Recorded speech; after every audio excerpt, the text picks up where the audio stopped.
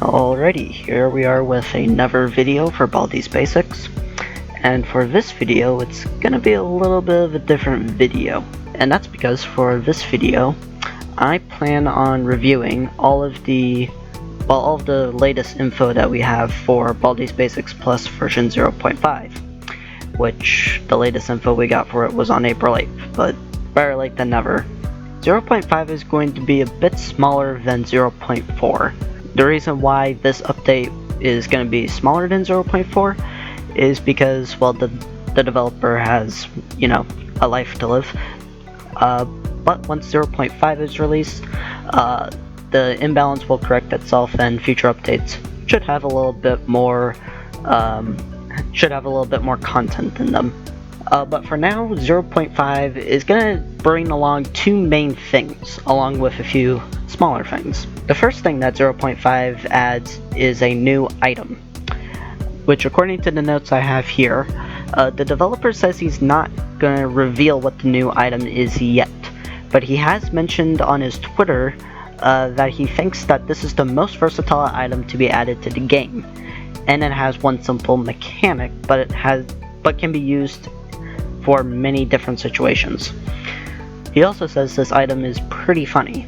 In the notes, the developer does give us a little hint as to what this item may be. The developer says here he's looking forward to seeing how we all slip it into our strategies once 0.5 releases. Now, a lot of people are saying that this new item is a banana, which we already have bananas in the game, but as like decorative objects, like we can't interact with them. So it could be that the banana is going to be turned into an item, and I think that as well. And also to bring the point further home, in the files for Baldi's Basics Plus, there is an unused item called Nana Peel, which if you add BA in front of Nana, that becomes banana peel.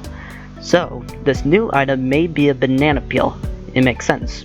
When you think about it, a banana peel is used a lot for, slapstick comedy jokes where a character runs onto a banana peel or walks onto a banana peel and then they slip and fall on their butt, or backside rather. So that is the new item, and a little bit of speculation as to what it may be, and I guess a little bit of what its use may be for, which is causing characters to slip and fall on their backside. Now onto something else. And that is a balance in the items and U-thought point distribution. Firstly, the way items are going to be placed into the levels of the game is going to get overhauled, because currently the way that the developer has the items is each room has items spawned inside it separately from other rooms, which makes it very hard to control it makes it hard to control the item balance, the balance of items, as more rooms always means more items, obviously. For 0.5, and for however long the developer decides to keep this up for, each level will instead have its own loot table, which will have a selection of items, and then they will be distributed into the level, which means that it'll be easier for the developer to control how many items and what kinds of items will be found in a level, regardless of the level's size. So for example, and this is just, again, speculation, so the way I see this working is, floor 1 would have zesty bars, big ol' boots, scissors, quarters, and maybe WD. Potentially principal's keys as well. And then for floor 2, it adds items it takes the item pool from floor 1, adds more items into the item pool, and I don't know, maybe takes out a few items as well. However the developer plans on making it work. Whichever way the developer has planned, this will make the game a little harder, as the number of items in each floor will be decreased by a bit. This should, as the developer says, make the game more interesting to play, as powerful items like, for example, an apple for Baldi or the dangerous teleporter won't appear quite as much, which basically means that we as the players are going to have to get more creative with other items. And don't worry, the developer will be monitoring player feedback to continue tweaking the game balance. And with the items getting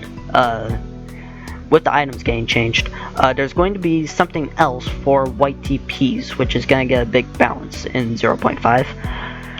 First off, white TPs, there's going to be a new way for us to collect white TPs, which is by collecting plus icons. These plus icons appear basically the same way as items would, but when we click on the items, on the plus signs, instead of going into our inventory, they will immediately reward us with some white TPs. And according to these notes that I have here, there's going to be 3 different kinds of plus signs. Green plus signs, which the developer has given us a screenshot of the green ones.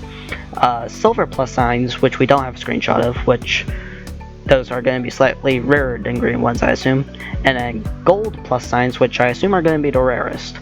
And each of these plus signs give 25, 50, and 100 white TPs respectively. So green would give 25, silver would be 50, gold would be 100. Each one would be a little bit rarer than the last. This means that if you want to get as many white TPs as possible, you'll want to make sure that you fully explore each floor to find as many of these as you can. This I find to be very, what's the word I'm looking for? I'm sure I'll think of the word later. So far my main problem with the white TP system is it's a little too predictable. Like for completing floor 1, like every time I beat floor 1 I always end up with 155 white TPs, mainly because I don't feel like dying and grinding on white TPs, that would take way too long.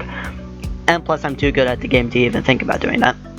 So having these plus signs scattered throughout the map would definitely be a huge advantage to like getting some more white TPs, because 155 white TPs, that like if you go into the shop you wouldn't be able to, like if you beat floor 1, get your 155 white TPs, then go to the shop, you wouldn't really be able to buy anything aside from the map.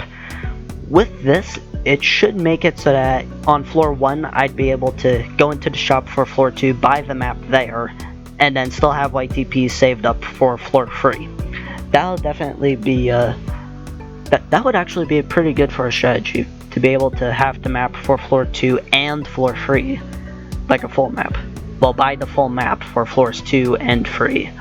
That would be very helpful, because, I don't know, floor 2 just seems to be the most difficult floor for me. Back on the topic of white TPs, there's going to be another big change coming for the white TP system, and that's the power bonus. What this power bonus does is when you finish a floor, all the white TPs you earned for the floor will be multiplied by the power of power tubes you have. I'm starting to get a little tongue-tied here.